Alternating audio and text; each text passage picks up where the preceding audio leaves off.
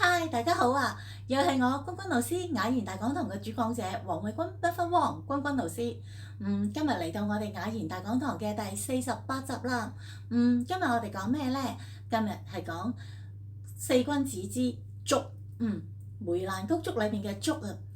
宋朝嘅詩詞人蘇軾佢曾經有過一句詩嘅，有一段詩講咩呢？就係、寧可食無肉，不可居無竹。無肉令人瘦，無竹令人俗。冇錯，竹係節節上升嘅，有見過竹嘅人都知啦嚇。佢咧係一節一節咁係向上升，而中間係通心嘅，係代表咩啊？人哋咧就係話啦，呢個代表佢嘅清心嚇，佢嘅清心，佢嘅正直同節節向上。咁所以咧，好多人都會好中意竹嘅，亦都以竹嚟比喻君子。咁咧就係話佢夠清高。夠高潔，係啦，所以咧，大家都會話屋企裏邊嘅範圍啦，即係你嘅花園咧，有種竹咧，咁你應該就好清高、好清雅嘅人士嚟嘅，咁咧，所以咧就話寧可食無肉，就不可居無竹嘅，咁啦嚇。好啦，咁咧就特別開心面同你哋講下一個古仔啊！相信大家都知道我哋嘅清朝有個皇帝叫乾隆爺哦。乾隆爺咧好中意竹嘅，咁咧佢就喺佢退休嘅時候啦，咁佢準備退休做太上皇嘅時候咧，佢就喺佢嘅靈壽宮啊，故宮嘅靈壽宮裏邊咧起咗一個秘密花園，呢個就係乾隆嘅秘密花園。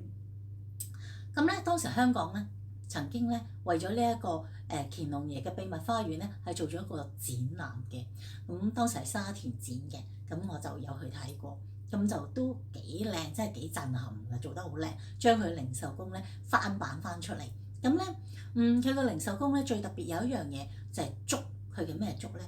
就係一個好特別嘅斑竹。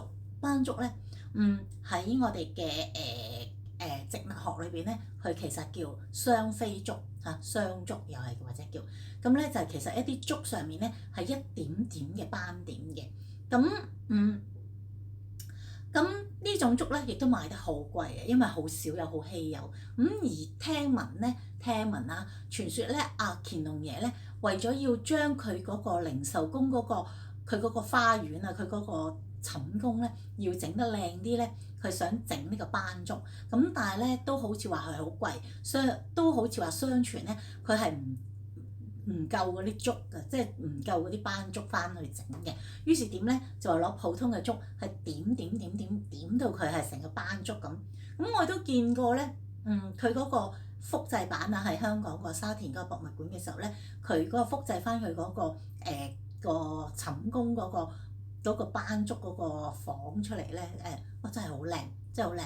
所以咧，連皇帝都會喜歡用竹去佈置佢自己間房，咁相信一般人咧都應該學習要欣賞竹呢一樣嘢嘅。好啦，呢個植物今日介紹到呢度，今日就講到呢度啦，拜拜啦，拜拜。